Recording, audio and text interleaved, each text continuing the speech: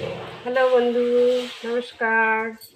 দেখো, দুপুরবেলা যে কাটিংটা দেখিয়েছিলাম, আমার হয়ে গেল প্যান্টটা বানানো। এই দেখো,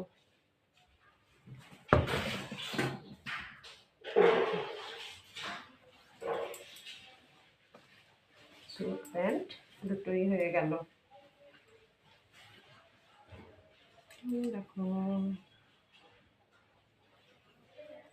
এই হলো প্যান্ট আর এই হলো জামা। দেখো,